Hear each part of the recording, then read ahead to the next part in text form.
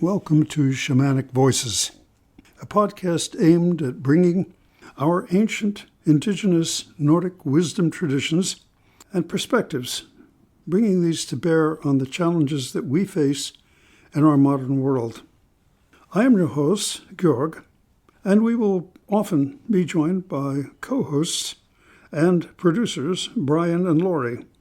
You can find our bi-monthly episodes on most major platforms.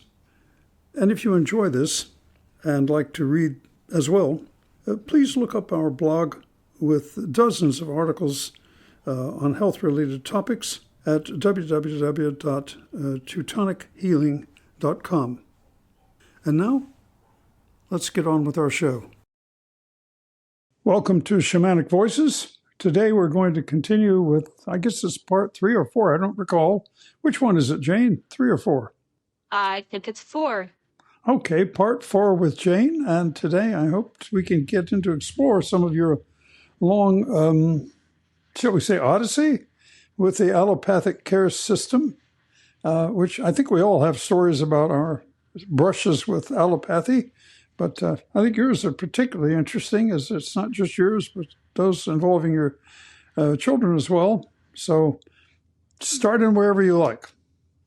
Well, I'd like to take this time to wrap up the story of my life. I'll talk about the challenges I've had with Western medicine and how natural healing methods have worked out better for me in the long run. I do believe there's a time for Western medicine, like emergencies, but natural methods always lead to a healthier lifestyle. Starting with my birth, I was born 10 weeks early, and allopathic medical practices saved my life. Can't tell you much about it, but I'm still here. The first real adventure I had with allopathic medicine was I was 9 years old and I needed braces. My orthodontist said that my mouth was the worst case he'd ever seen. And because my parents had insurance that covered the braces, my mother pressured the orthodontist to get the job done quickly. She was concerned about money and worried that next year insurance might not cover, so she nagged and nagged, and this orthodontist rushed the job. He aggressively tightened my braces each month until it damaged the roots of my teeth, and it was painful. After 2 years, we moved several states away and needed to find a new orthodontist. So the new doctor said that after some x-rays, he said that the roots of my teeth had been resorbed because of the aggressive orthodontic work done earlier. It seemed that the braces were the only thing holding my teeth in. My adult teeth had been loose, so I don't doubt him much.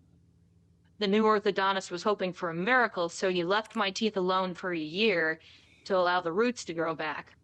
So I went home and visualized my teeth growing back. They'd been itchy and loose, but I had a great imagination. And fortunately, my roots did grow back. I was only 11 years old, so I was young enough for my body to correct itself. Sometimes I wonder if my invisible friends helped out a little. It might have disturbed my life a little bit to have all my teeth fall out before I turned 12. Well, I think probably your natural healing ability, your ability to project real physical changes into the real physical three-dimensional world from your imagination is a large part of what energetic healers of whatever discipline they're in do anyway. And you probably had an innate gift to do it from early on. I must have. I remember feeling somebody stepping in when I imagined my teeth growing back. And there wasn't anything anyone could see because it was just the roots that were damaged. But by the time I was 13 years old, my teeth seemed to have recovered. The new orthodontist, he did the x-rays again, and the roots were back, and he said he'd never seen anything like it. More than 40 years later, my teeth are still in pretty good shape. That is really remarkable. But and I looked from the experience to make sure that my children had a better orthodontist. Well, it just goes to show how dangerous it is to have really good insurance coverage and an aggressive physician. I think of a mutual acquaintance of ours who has had a very tiny little tumor. I don't even think they knew whether it was malignant or not in the salivary gland. And because she had excellent insurance, they did the maximum number, the total number allowed by the insurance of radiation treatments, so-called treatments, over I'm trying to think, I think it was about an 18-month period. And it absolutely destroyed everything, salivary glands, muscles, nerves, everything. So now even talking is difficult and labored. Swallowing is labored. Salivary glands don't produce the saliva, which we all need to digest our food. I mean, it totally wrecked her. You wonder if it wouldn't have just been a heck of a lot simpler just to remove that tiny little thing. It was supposedly the size of a BB, that small. Not as much money in that, though. Nope, not nearly as much money as in this long series of radiation therapies. And I don't recall the dollar amount per quote therapy, end quote, but I think we're probably talking, $1,200 to $1,800 per session. And so you add that up times 37, you're talking a major investment, probably $30,000 from the insurer to the, 60,000 to the insurer from the insurer for the work done. Yeah, money corrupts. Oh, yes. Back to the next money problem I had. Health. I was 16 years old, and we've been going to this dentist in the small town where we lived. The guy, he wasn't really a dentist, but we didn't know that till later. I'm guessing the guy flunked out of dental school and decided to open up an office anyway. He commented to me that he was never going to make any money out of me if he didn't give me some fillings. So he pretended that he had found a cavity in my tooth, drilled a hole, and filled it. So I was a kid and I thought I had to do what adults said. So he drilled this hole just so he could fill it with this mercury amalgam stuff. And sadly, he didn't get caught until a few years after I grew up and moved away. But the day after I had the filling, I felt disoriented. I told my mom, but she insisted I was just plain sick. Eventually, those feelings went away, but I developed migraines and depression. And but 30 years later, I was able to have my mercury fillings replaced with ceramic fillings. I felt a lot better. Haven't had a migraine since. You mean you didn't you didn't need to meet your minimum daily requirement of mercury? No, I didn't. But the dentist who replaced the fillings said that when she drilled out the tiny little first filling I had, it had leaked over the years and the tooth was decaying around it. And while the work that the original person who wasn't really a dentist did, she said he should be shot for that. It was terrible work. I told her the story, and she just rolled her eyes and went, oh boy. But once again, I was able to learn from the experience, and I made sure that my children had better dental care. Made sure we went to an actual dentist. Well, that's all I could take from that, but I still have my teeth somehow. Well, no, that's awesome that you have all your teeth at your age. That's wonderful. Most people have. The funny thing about that dentist, though, is he took x-rays one day when I was 14. And I remember looking at the x-rays and saying, isn't that a wisdom tooth in there? He didn't even notice that. And it turned out that my wisdom teeth were coming in sideways and I needed to have them surgically removed because they were about to cause problems. But the dentist didn't notice that. And me as a child, I noticed that. And that's always kind of made me think, wow, that should have been a red flag, Mom. But... well, I think based on what we know about your history, that red flags went right past your mom unnoticed. She was the biggest red flag, though. Yeah. But, I was stuck there. I didn't have a lot of choice. Let's see, moving on to when I was a young adult, I decided that I needed to seek therapy for all the psychological abuse that I endured as a child. I saw a psychologist and talked him through my childhood memories 3 times a week for 2.5 years. I felt heard, but it didn't really resolve anything. It's like he was the first person who listened to me. He didn't believe me because he said nobody's life is that bad.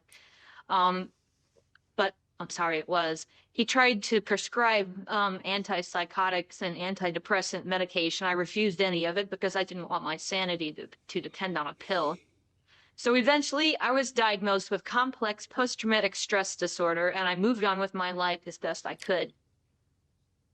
A few years later, I was married, and we were ready to have our first child. And my problems with doctors had led me to look for a natural childbirth, and that happened to be available where I was, and I said, I want to do that. So, and I was glad we did, because he was born in a bathtub. It was a great experience. It's actually less painful to have a child born in a bathtub than it is to go to the hospital and be in a bed with all these needles sticking in you. And because he was not born in a hospital, he didn't get those first vaccines the day he was born. And I Oh, believe that saved his life. so you went to a what do you call them, a midwife to do it? Yeah, I went to a Okay. midwife at a birth center. So Okay. because of my past and my efforts to be a good mom, I read every parenting magazine I could get my hands on. I studied child psychology, personality development. Unfortunately, the magazines spread this sickening propaganda that vaccines were safe and effective. And they talked about the crazy anti-vaxxer mothers who thought that vaccines caused autism. The stories also told that autism was something that just happened to some kids, and that it was insane to blame vaccines. After all, look at all the healthy kids who got their shots. I certainly didn't want to be one of those crazy anti-whatever moms, so I planned to get my son his shots as soon as I could. I was so convinced by the propaganda that I made sure he had all of his shots. Even as I watched him have seizures immediately after one vaccine, even when the woman who gave him the shot ran out of the room crying, not another one, somehow I trusted that God would protect us. After all, I was a good person and I'd earned that, right? Wrong. The vaccines that he received led to a severe case of autism. So, waiting a couple of months to get his first shot might have been what put him in a place to recover. Every time I mentioned my concerns to the doctor, all they said was, wait and see. They didn't offer any help. Eventually, after he was diagnosed, doctors gave him antipsychotic drugs that made him absolutely crazy. And other doctors told me that I was just a bad mom. Because A bad mom for what? because my child wasn't happy. Oh, I see. Oh, obviously I was bad. They didn't like the special diet that I put him on because they told me that was crazy and I was making him paranoid. Gluten and artificial colors and sugar, it's good for everyone, right? Well, not him. It made him crazy. So, because the medical community didn't offer much help, I learned the therapy myself. I took cranial sacral therapy classes from the Upledger Institute. We used a special diet to address candida overgrowth. I read medical books that I really wasn't qualified to read, but I pushed through anyway. I learned that you have to deal with the candida before you can do the heavy metal chelation. Otherwise, it just stirs up all the metals and they don't leave the body. And I still don't know why. I just know that looking at my son, that's what happened. And it took us about 8 years to get all the heavy metals out of his system, but his mercury levels were off the charts, and got it down to zero eventually. And once we got the heavy metals out, he was able to learn, so that involved lots of therapy. And the medical community will tell you that take him to see a cognitive behavior therapist once a week, or maybe 3 times a week if you're really aggressive, but that's just useless. It's nothing more than babysitting. Therapy has to be a way of life. It's what you do all day, every day. It's the manner that you speaking. If you wouldn't mind, back up for just a moment for those of our listeners who may not understand or may not have heard of cranial sacral therapy. Can you talk a little bit about what that is and how that is practiced? Well, you lay your hands on the child's head and you can feel the movement of the cranial bones. In a healthy child, there's a certain movement that's expected, and if it's stuck in one place, you can kind of nudge it gently. But in an autistic child, their head feels like a bowling ball. It just doesn't move at all. And part of the reason they have autism is that the toxins build up in the brain and there's no circulation to get it out. So you're actually moving the cranial bones perhaps creating a little more space in the brain, somehow freeing it up. And this allows everything to, okay, increasing circulation. Okay. So cranial circulation was impaired in the autist. That's at least part of the problem, right? Yes, part of it. Okay. And then improving the circulation is part of the solution. So once I got his cranial bones moving, within 6 months, he was out of the special ed program and into the regular classroom. He was in 3rd grade by then. And things got worse before they got better because socially he started to realize things that he never knew before. Well, it's, anybody who has a child or knows someone who has a child or has a niece or nephew or whatever who is autistic, what a good thing to know, just to know what to look up and what to expect. Yeah. Yeah, I may write that one day. Yes. Well, do go ahead. So after years of therapy and heavy metal chelating, finally the last thing we did was hyperbaric oxygen therapy. And that helped his intestinal lining to heal, improve brain health. And by the time he was 14 years old, the autism was completely gone. Unfortunately, he also had a mood disorder and possibly a personality disorder due to some inconsistent parenting. But, we at least it wasn't autism anymore. Right. So Georg has worked with him some, and his cognitive functioning has improved. He's not as volatile, and he makes better choices. Life is difficult for him, but it's not because of autism. There are several other factors to work through, but we all have our struggles. Oh, yeah. It's never perfect. It's just, it's better. Well, sometimes that's all we can hope for. You can undo a certain amount of damage. And always with a patient, especially with a behavioral disorder, there are some things that get down to individual choices. Like, do you want to see yourself as a passive recipient of care, or do you take a command, a lead, and say, okay, I'm going to overcome this problem. I know it's a problem, and I'm going to do all I can for it myself, in addition to the inputs I get from others, Yeah, and that is probably the biggest challenge because, once he entered high school, he didn't care about anything I said. And he did what he wanted and things got worse. And so, but he has his life. But exactly. I was glad I learned cranial psychotherapy because it also helped me. Besides helping with some physical problems, I paid more attention to my psychic experiences because I had a structure for it. And eventually I was able to connect with people who were recently deceased, and I could occasionally deliver messages to their families.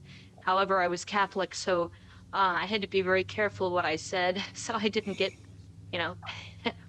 glittered out of the community for... Yes, I think they refer to that as the sin of necromancy, don't they? I have no idea. Okay. So a few years down the road, I tried out Lift Untherapy, and if you want to learn more about that, you can go to their website at lift.untherapy.info. Lift was a very helpful healing modality. The practitioner uses some carefully chosen affirmations to reprogram dysfunctional thinking, and it really gave me permission to have healthy beliefs. So that's something that I was really impressed with. Unfortunately, my child refuses to have much to do with it. But he does come to me once in a while and want me to psychically connect to a girlfriend to see what they're really up to. I'm like, nope, not doing that anymore. That's a little bit invasive. Is she cheating on me or not? No, I'm not going there. Interesting. Well, you gotta put those things to practical use, right? Yeah. Let's see.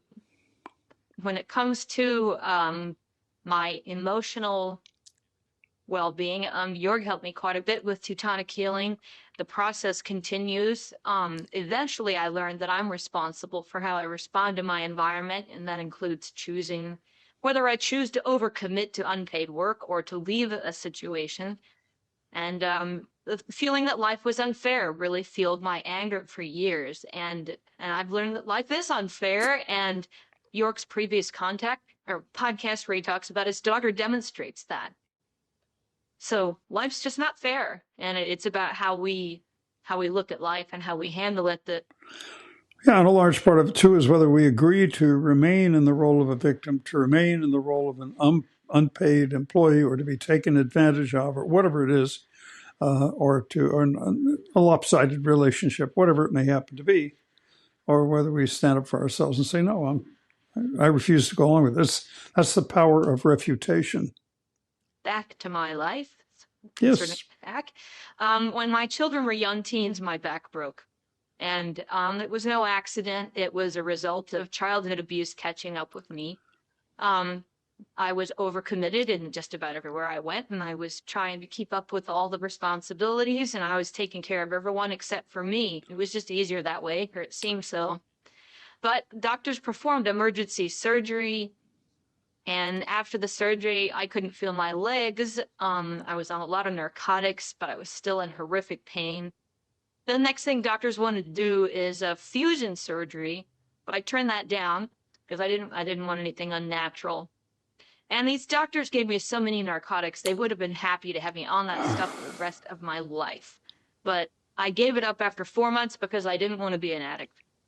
My physical therapist hurt me one day, but he avoided the responsibility to keep. No, wait. How old were you when your back broke? 35? I was 41. 40. Oh my goodness! Wow. So the kids were how old at this time then? About 12 and 13. I had to stop going to Boy Scout camp because I couldn't do that when I needed a rollator walker. Yeah. That's there's a little bit of a problem with that. Doesn't go well with mud. Yeah, I can imagine. So after a couple of months after I had the back surgery, my physical therapist hurt me, not deliberately, but just he didn't know what he was doing. But he avoided responsibility to keep from being sued, so I just turned around and never went back. And during that same time, my father-in-law encouraged my husband to physically rough me up to keep me from getting lazy. Fortunately, my husband didn't do that. But there was this thought that I was just lazy. I mean, I couldn't feel my legs. And when my son, who was about 13 at the time, came to me and said, "Mom, you can't be paralyzed and in pain." And I'm like, "Well, really, yes, you can." The two go together pretty well. How do you explain that to a child who's never seen that? And he may have heard that from Granddad, as a matter of fact. Then they're very likely. Yeah. You had the ultimate and toxic in-laws. It sounds like. Yeah, parents, in-laws, siblings, everyone. But before my back broke, my house was immaculately clean. Everything was clean. The yard was all sculpted. The kids were well cared for. And as soon as my back broke, none of that happened anymore. And within 6 years, my previously clean house had become a complete dump. My kids were, always had a class or two. They were failing in school. And pretty much the world forgot about me, and my family indulged in their gaming addictions. I felt emotionally numb and really physically paralyzed for a long time, and nobody seemed to care.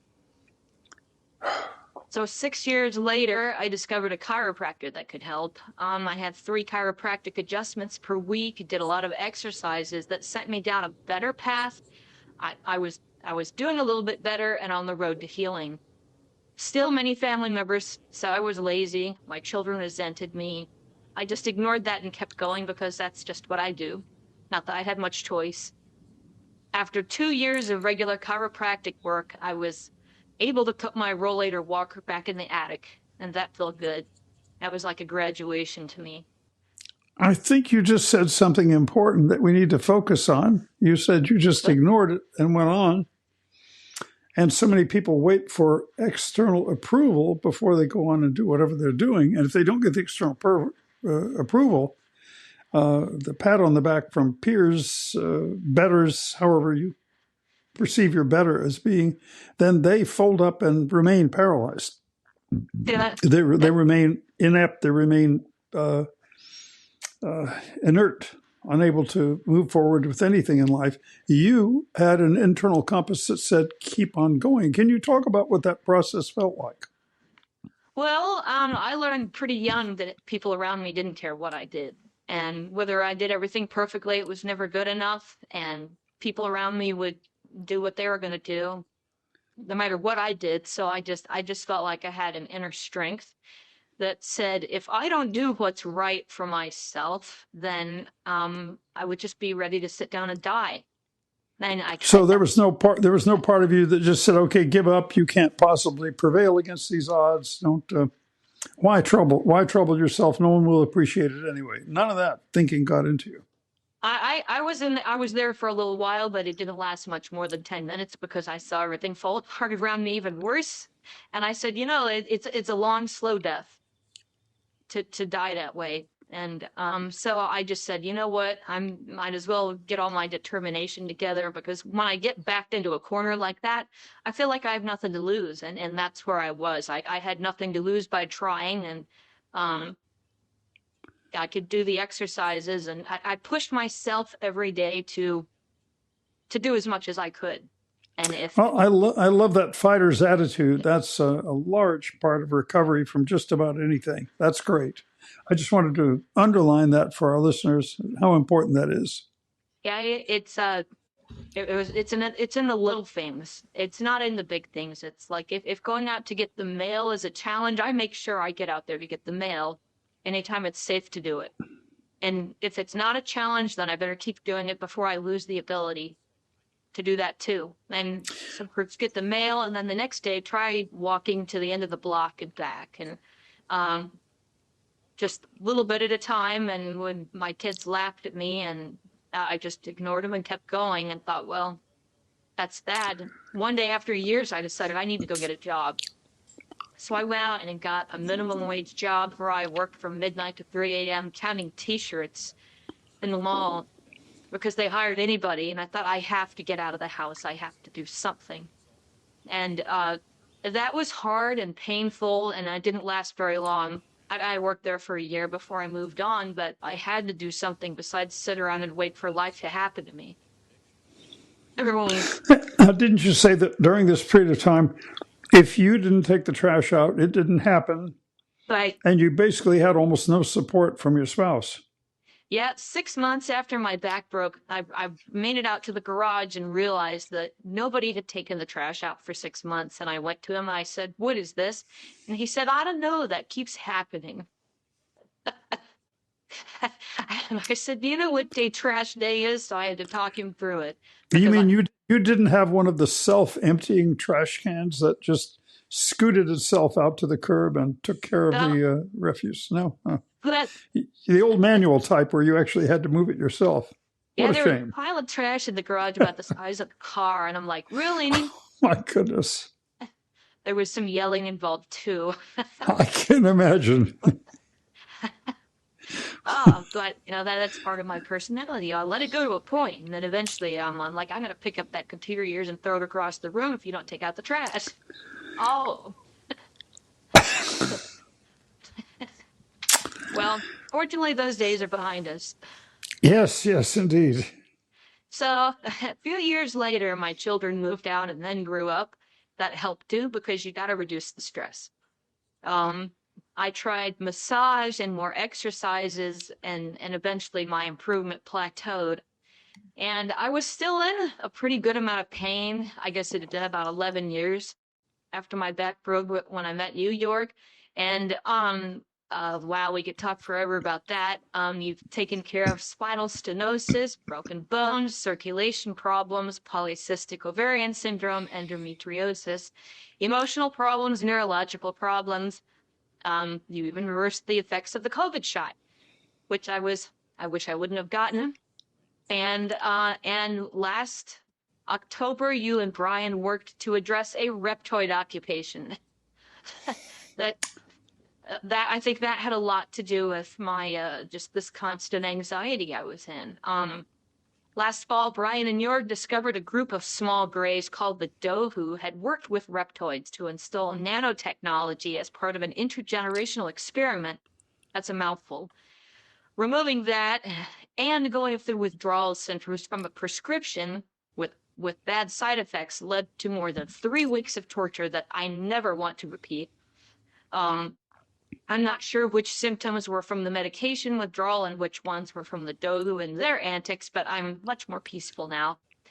Well, why don't you back up and remind our listeners of how you got acquainted, shall we say, with the Dohu in the first place, and who they are? Because, and by the way, folks, if you're interested in following up on the different classes of ET critters, a great book, I think it's called From the Stars, isn't it, by Elena Danan, Danaan? Yeah, and she goes into all of that, and I think she basically publishes a catalog of ET critters from the Smersh manual, which was leaked from Soviet intelligence to the West sometime in the 1950s. I don't recall the whole story, but very illustrative, and probably a lot of it spot on. Some of it, I don't know. We have your But own book called Contacting Cosmology. that's true, but I don't go into the catalog of critters like she does. But yeah, that's true. I'll have to pick up her book. Let's see. How did I come across the Dohu? I was about 15 years old, and I was at Girl Scout camp, and we had a weekend where we stayed at an Air Force base. And I think we went into that in a previous podcast, but we were at the Air Force base, and these young women who were showing us around said something about having some unusual friends that show up in the middle of the night, and some people disappear, but that's okay. They always come back.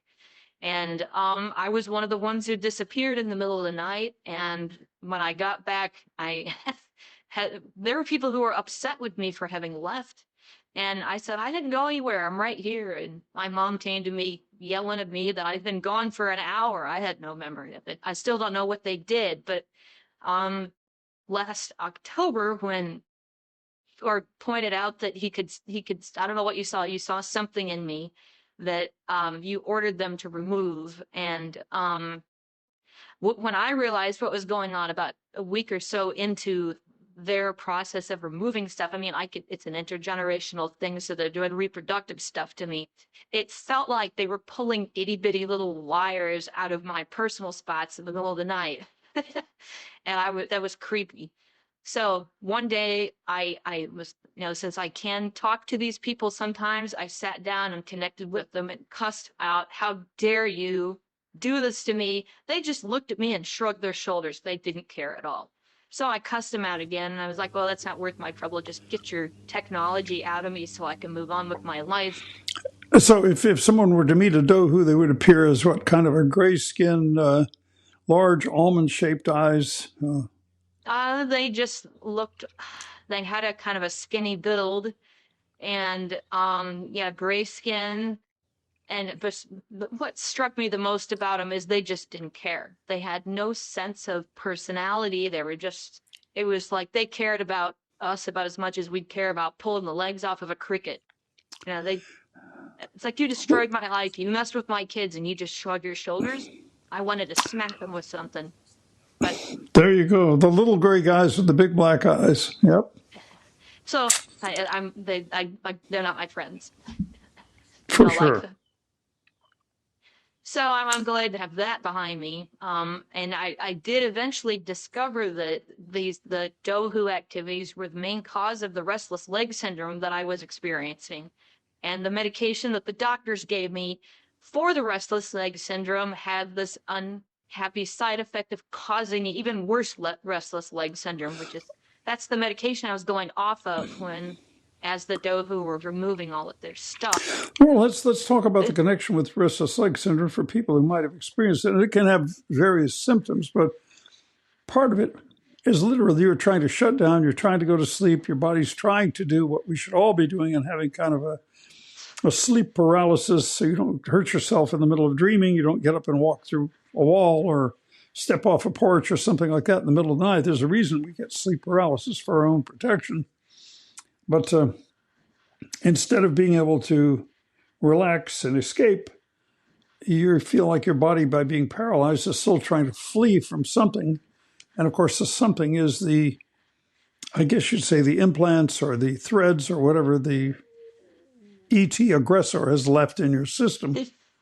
And they're continuing to cause you discomfort. Now, didn't the Dohu's presence cause you these phantom pains for a long time? I had foot cramps, and I had a sense of absolute panic. I would try to ignore it, and the more I tried to ignore it, the more I had this sense inside of me that something's chasing me Well, around. so the restless leg thing is actually a symptom of your body's trying to get up and flee in the middle of the night, even as you're trying to go to sleep. So you're still running away from this condition. And of course, you can't run away because it's internal. And that's where the only way to treat it was to get rid of the tohu infestation and send the little gray guys packing where they couldn't bother you any longer. After 20 years of that, I want my 20 years back. But, it seemed to help to get up in the middle of the night and eat something, but that's not helpful either. That leads to other problems. But, it was just this feeling of constant panic, and I would feel it just all in my arms and legs, couldn't sit still. And if I thought about it, I could feel it in the daytime too. So it wasn't just something that happened at night. It was just literally 24/7. It's just harder to ignore at night. Yeah. Well, and at night also, the only thing left is for your legs to try to walk away or run away from the condition. And that's where it's not the only thing that can cause restless leg, but yours is not the only case I've run into where that was the motivating factor. That was the prima causa. Yeah. Well, so after all this work, my life is far from perfect, and but it's still a nonstop journey of healing. But I keep in mind that I'm responsible for each choice I make. I can make things worse by indulging in unhealthy food or other bad choices, or I can get better each day with responsible choices. And nobody does this to me. Life simply is what it is, and I can choose to work with reality to make things the best they can be. That is a very balanced way of looking at things, very healthy. If I didn't think of it that way, I'd be trying to escape something else. Well, you mentioned lift. You want to talk a little bit about what you learned to do in lift, since you yourself are a lift practitioner, and how Brian Eastman came up with it, Reverend Brian Eastman out of Cincinnati. When Brian came up with it, he took everything he ever learned from his therapist and put it all together in one package. That's my understanding of it. As a lift practitioner, I will connect with people psychically to ask their higher self, I think you call it the humming, yeah, what they need most. And there's a book of affirmations, and I go through the affirmations to focus in on the one that's right for you. And then after focusing in on that, I'll have you read it, and then I'll ask your higher self whether it's true or regarded as true or regarded as false for you, and then determine what part of you needs to be healed. And sometimes if we're healing birth and family ancestors, we get to talk to your great-grandfather. We get to see things that happened 3 generations ago that may have led to the current situation, whether you're aware of it or not. And we've had some interesting experiences with that. One of my lift clients was sexually abused by a grandfather, and it turned out we had to talk to the grandfather, who had died years earlier. And the grandfather didn't realize that he'd actually done anything wrong. So we had a little chat about it and did some healing. And several weeks later, we were at church, and there was a medium there who brought in the guy's grandfather. And the grandpa said, "Yeah, you're healing the whole family here." I'm still thinking about this, still working through this box of all that stuff he gave me. And when he gave me back everything that I dumped on you, then I thought, well, it's a person who didn't know anything about it who was able to confirm that. I thought that was pretty cool. That doesn't happen too often, but once in a while you get that confirmation. Yeah, it can help sometimes to go back into the Kinsfield, the family history, the stuff that's accrued to a family history through traumas that have entered into it, or even curses placed against the family which have gone forward through the generations and are afflicting the level of your patients that you're dealing with today, the contemporary people. So that could certainly be useful.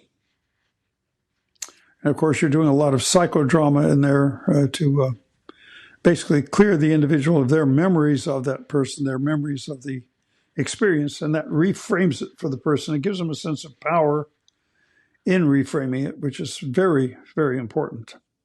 Yep, and once in a while it gets too difficult and I call you. Well, glad to be able to help when those times occur. And why don't you go forward with the other types of therapy you've tried and what its experiences have been like? I think you mentioned going to a psychologist pretty early. Yeah, I went to a psychologist and it was just talk therapy and he didn't really believe most of what I said because he didn't think anybody's childhood could be as terrible as mine was. And then I introduced him to my sister, and then he learned that I was understating and not overstating the problem. And my sister she wasn't really interested in getting help. So um, she got worse as time went on and had her own problems, but she's doing okay now, but it took her a few extra decades to deal with things that happened, and I want to respect her privacy not to bring it up. Basically, she struggled a lot more simply because she wasn't ready to face it. Yeah. So you've tried a bunch of different techniques for therapy. You can perhaps contrast them. How do they work? How long do they take to be effective? What is the experience like for someone? You mean for the psychological abuse? Well, for just contrasting these different systems of therapeutics that you personally have experienced, like you've done Teutonic healing, which is our ancient pagan approach to, I guess you could say, psychobiological disturbances, versus lift versus standard psychotherapy. Well, the standard psychotherapy didn't really do much more than just make me feel like somebody was listening, even if they didn't believe me. So that almost reinforced the problem more than anything else. And because it's all, living in the problem, talking about the problem over and over again, I didn't get to any solutions. Years later, the craniosacral therapy could deal with some of the what they call energy cysts in the body. If you get punched in the arm as you have an emotional reaction, then that spot on your arm may have a place where the energy doesn't flow right, and they can clear that. But it's really in small ways.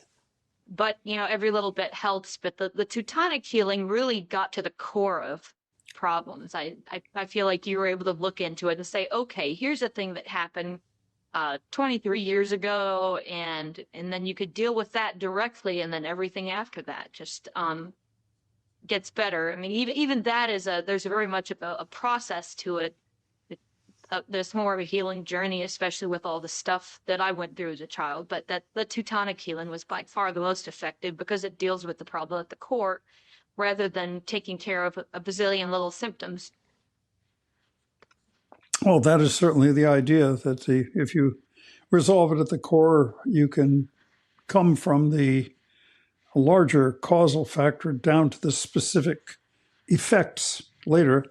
And if you need to address the effects that continue popping up, do it. And they seem to kind of take on a life of their own sometimes, or a kind of a momentum in a person's life. But you first resolve the cause. That's the important thing. And I think probably for me, after getting past a lot of the physical symptoms, the most important thing is taking personal responsibility for my daily choices. And because until I've been able to do that, I'm just going to keep running into the same problems and having different reasons to be angry. And when I'm able to say, okay, these people are not operating on the same level I am, it's not worth staying there anymore, and you can walk away rather than trying to fix things or trying to help people who don't want to be helped, then that's when things get another step better. Well, I think that gets down to the idea that you may not be able to choose, and certainly we usually don't feel like we can choose what happened to us in the past, but we can choose how we respond to it. That's the only agency that we have. We have the agency of choosing our response to whatever cards we're dealt from life's deck of cards, We can choose to learn from it what we can, and that can be hard. I mean, from my perspective, it seemed like the world is just filled with idiots. People keep doing this stuff. And then somebody else told me, said, hey, well, you're the one who keeps walking into it. Do you know when to leave? Oh, And when I learned to recognize what. Well, we can choose. We can choose to act on it. We can choose to act on it. We can choose to disengage when it is a harmful process.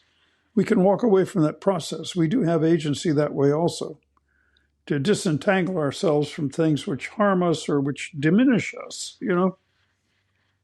or things which incapacitate us, whatever form it's having, We're not just stuck with it, If it feels overwhelming, there might be a reason, and there might be something that needs to be reevaluated, and look at things like, are we acting out of fear? Is there something we're afraid of that you get controlling about it because you're afraid of something, and maybe Or are we buying into it by assuming that we have to remain in the victimized state of being that we're in now, and refusing to even consider breaking free or walking away from it?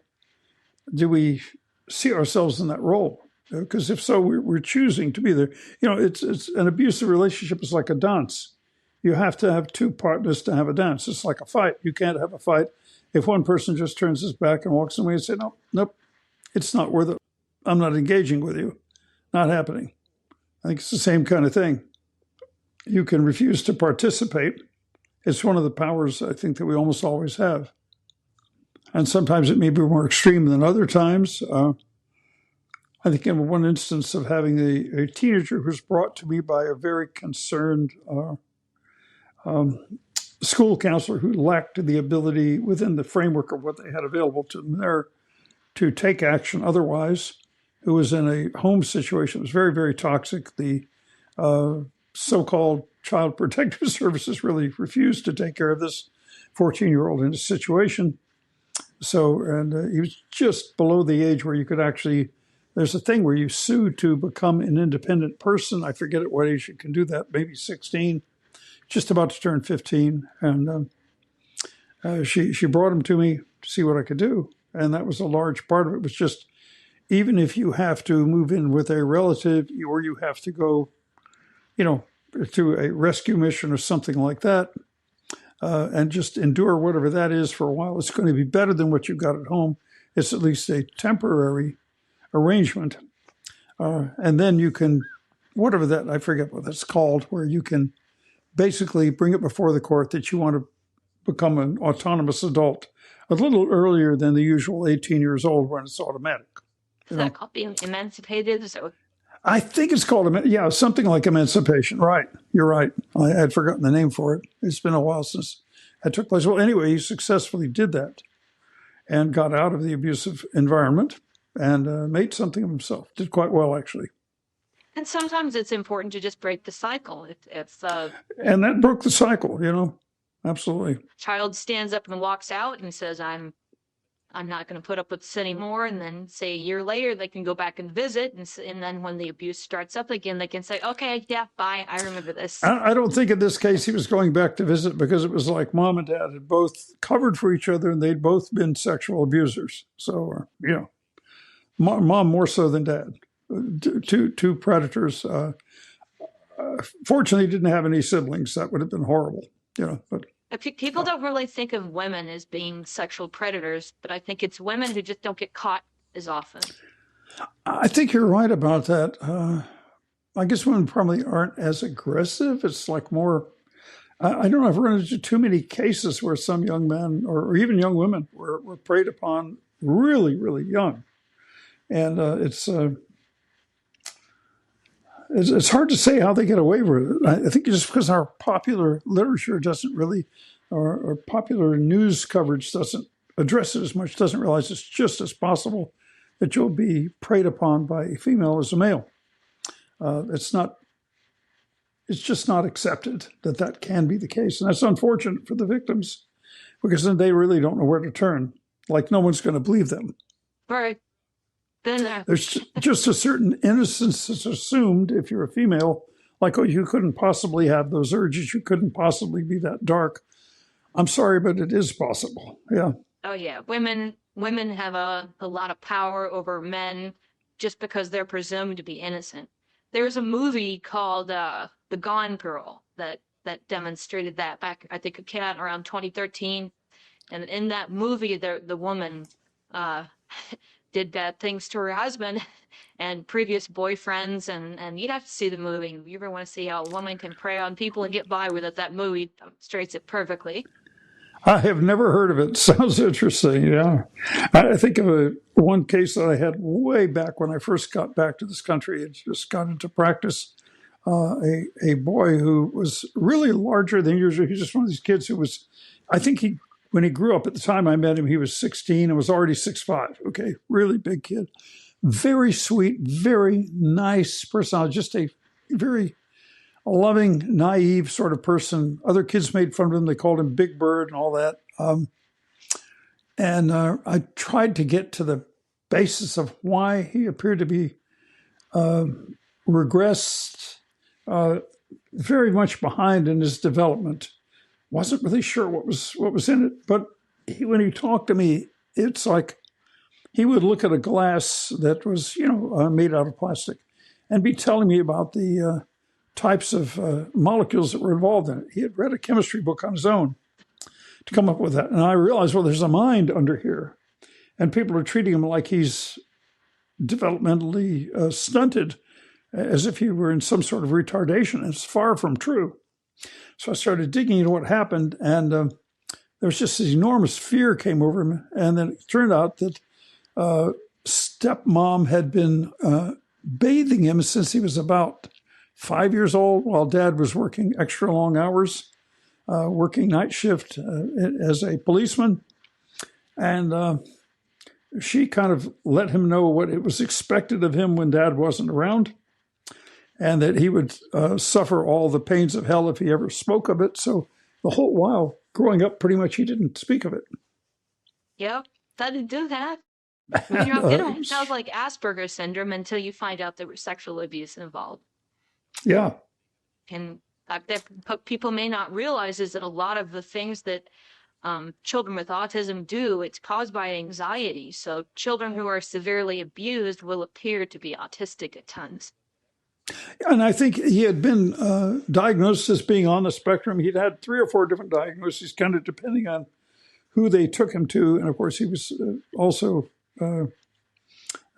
considered developmentally disabled, which was just far from true.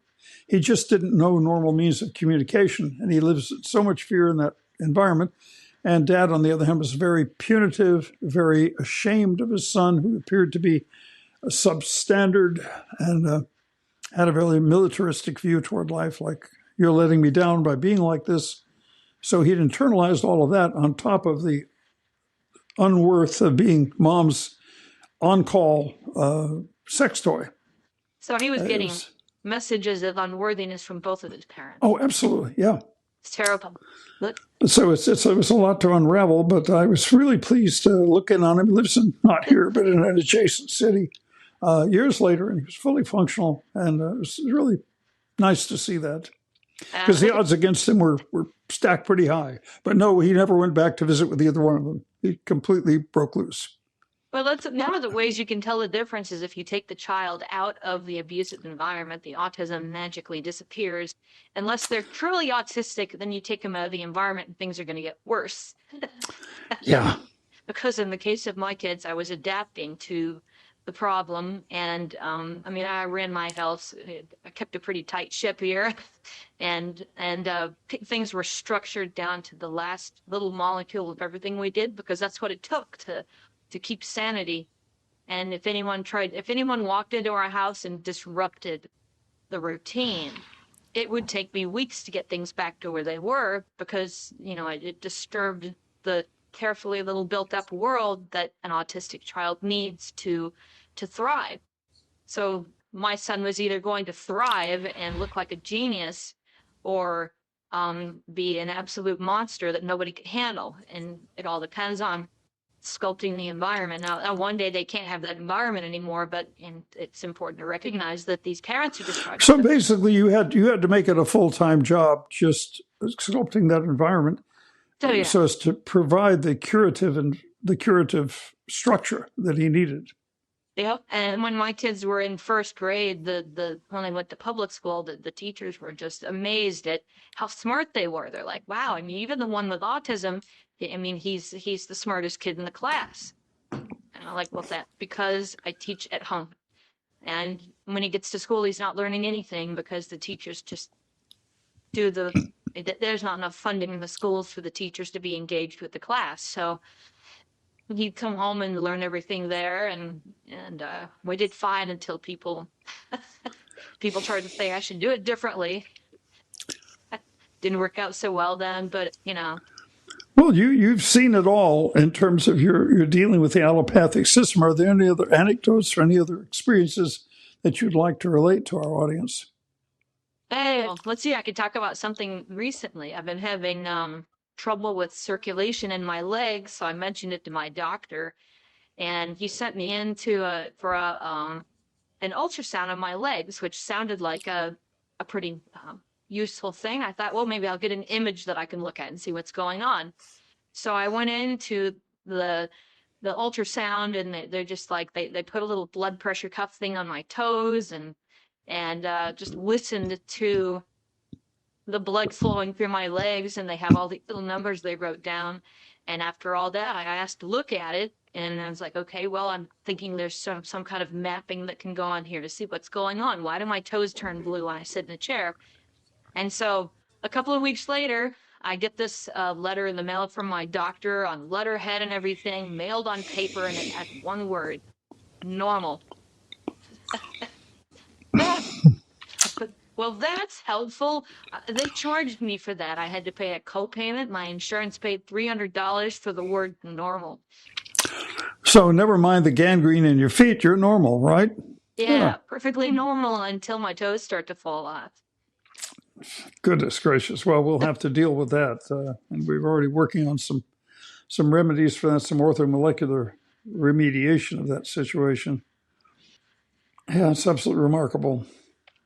And a lot of it, again, may be just a matter of cost. It may be a matter of insurers determining what sort of treatment you do and do not get. Just looking at the pressure here versus the pressure there, I think that there are ways they can actually watch the blood flow in the body. I think it's called Doppler imaging, and that can be done to actually track them. And they just didn't even discuss that. I'm assuming that they basically knew it wouldn't be covered.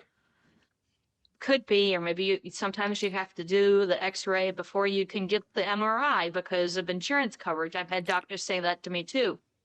Yeah. I guess that would be another example of, a couple of years ago when I fell and broke my shoulder, and you repaired it the day I broke it, and it repaired perfectly, but I was still in some pain because of all the surrounding tissue. And so people kept telling me I needed to go see a real doctor. And I said, why? But eventually I caved in and went, and the nurse practitioner commented to me that we have to get an x-ray before we can get an MRI because of insurance reasons. And so they did the x-ray, they did the MRI, and then they sent me to physical therapy, but my osteopathic physician refused to take care of the dislocated shoulder. So, after a month of physical therapy, I just got in the car and drove to your house so you could fix my dislocated shoulder. It's been fine ever since. Which is really ironic because a traditionally trained osteopath, the old school way of doing it, where it actually was different from an MD, they actually did learn how to adjust joints other than just the back. And they could actually reset a shoulder. He should have been able to. He wasn't interested. That may have been it. Yeah. It was every time I go to the doctor, it's something like that. I'm like, why do I do this? Why do I go to the doctor? Well, it's an interesting thing. As I recounted in last week's episode, talking about my encounter with my daughter, in this case, just because she was at the time unable to drive, she was on crutches. She became aware of the problem with her hip, not knowing exactly what it was at the time, when she simply had immense pain in the pelvis, difficulty walking, and was on crutches pending going to the doctor's office. We went and got her some crutches. She needed them just to get around. And so she goes in for this first discussion with the orthopedic surgeon, and he's a very renowned fellow. I'm not going to mention because I don't want liabilities, and they have deep pockets, so they would win just because that's how crooked the legal system is too. Whoever's got the deeper pockets wins. We all know that.